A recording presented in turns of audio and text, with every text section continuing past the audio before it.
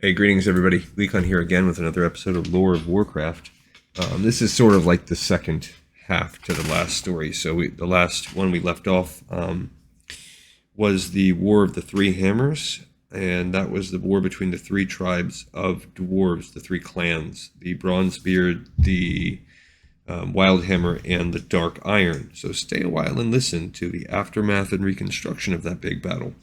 Where we left off, the Bronzebeards had essentially won and drove off the Dark Iron and the Wildhammer. Then the Dark Iron were pissed and they decided to attack both the Bronzebeard and the Wildhammer. And the Wildhammer and Bronzebeard, they buried the axe, they joined together, and they decided to fight back. Thorison went against Ironforge, his wife went against the Wildhammer. He was defeated.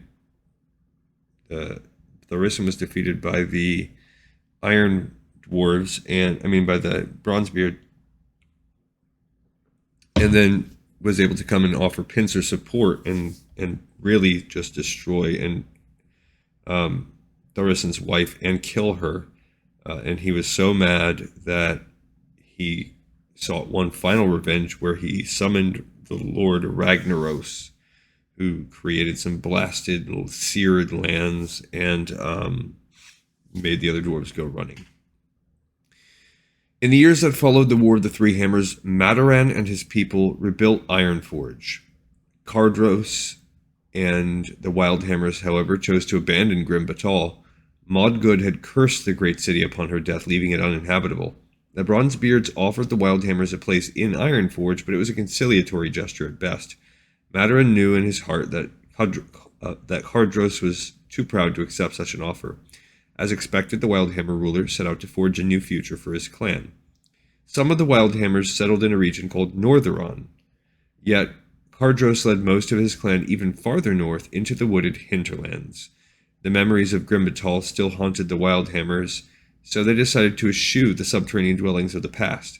Upon reaching the hinterlands, Cardros and his people built a majestic city, Airy Peak, high in the mountains. The Wildhammers fostered their traditional ties with the natural world. They practiced shamanism and befriended the intelligent half-lion, half-eagle griffins, creatures that called the nooks and crannies of the mountains home. The griffins became emblematic of the Wildhammers, an inseparable part of their culture. And in Warcraft 2, the dwarves that you get are Wildhammers, and they are Griffin Riders. They are your answer to the dragons that the Horde has. Throw hammers like Thor. You also have Airy Peak and the hinterlands that are established here. The other real development that we have there is that's where one of the branches of the World Tree was planted, leading a gateway to the Emerald Nightmare. I don't remember where Northeron is, unless that's the region in the outskirts in the Twilight Highlands or whatever it's called. Okay, Mataran and Cardros established diplomatic ties between their two healing nations. The great arches of the Thandal span were constructed as both an economic and a symbolic bridge between the dwarven territories. Although rivalries and ideological differences would persist, the two leaders vowed never to take up arms against each other again. That's cool. And this Thandal span is like the metaphorical rainbow between the two. But it also explains why they built it in the first place. When Cardros and Mataran passed away, their sons commissioned masons to forge two great statues of the leaders. The craftsmen erected these at the entrance to the Southlands, beyond which lay the Dark Iron territories. Oh, I wonder if those are the tunnels or gates leading down into the Badlands or wherever.